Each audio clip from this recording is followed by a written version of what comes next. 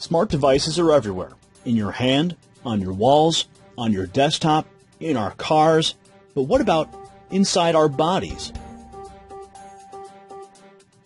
IBM planted a seed years ago with this commercial. A shady young man perusing a grocery store's cameras and a beefy security guard looked on.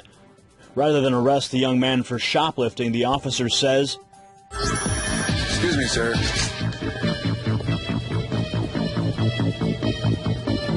Forgot your receipt."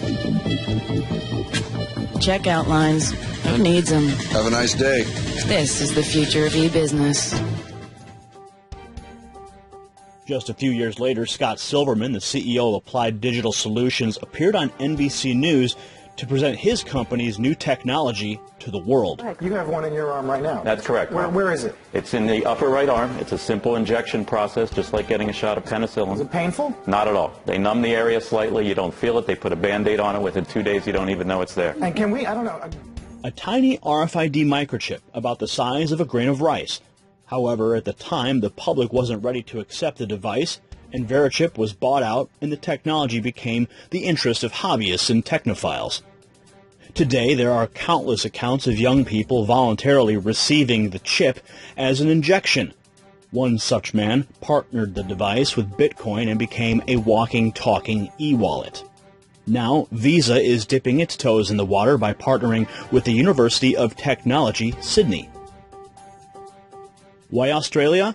Well, according to George Lawson of Visa Australia, he claims they're among the world's earliest adopters of new technology. Today's workshop was about coming up with new and exciting concepts to help Visa and our clients elevate and project into the future of digital payment. 40 students from the UTS Bachelor of Creative Intelligence and Innovation accepted the challenge from Visa to seek out new payment systems. One student is excited at the prospect of moving away from cash-based transactions.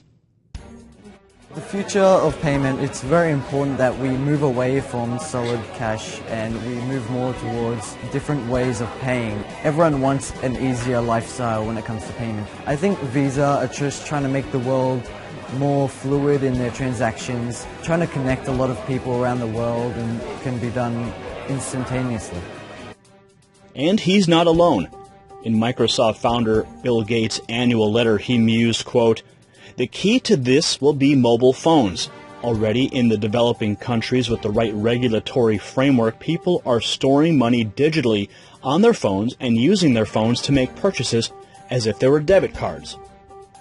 Denmark has already taken the leap to a cashless society with a proposal to permit stores from rejecting cash for transactions as early as January of 2016. Michael Busk-Jepsen, the executive director of the Danish Bankers Association, feels that a cashless society is, quote, "no longer an illusion, but a vision that can be fulfilled within a reasonable time frame." Back in Australia, Visa released a poll of the population and discovered that 32% would be interested in paying with a smartwatch, 29% with a smart ring, 26% with smart glasses, 26% would be interested in paying with a connected car, and a bold 25% of Australians say they are at least slightly interested at the prospect of having a chip implanted in their skin that could be used for payments. That bold 25% has some privacy advocates and conservative Christians concerned.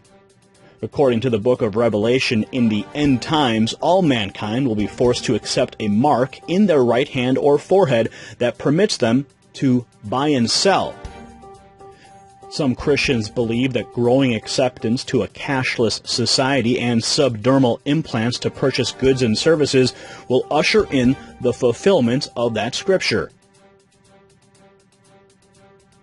Dr. Bem Lee Hunt, a course director for University of Technology, Sydney, welcomes Visa collaborations with his students and feels that they can deliver, quote, "new kinds of creative and adaptable thinking."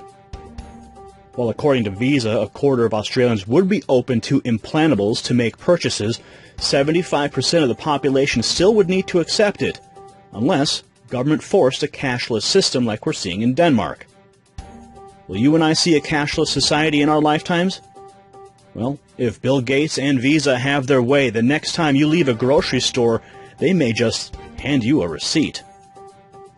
Unless, of course, you don't receive the mark. What do you think about these developments? Comment below with your thoughts and hit that share button. Every share is one more nail in the coffin of the corporate media. Keeping an eye on your privacy.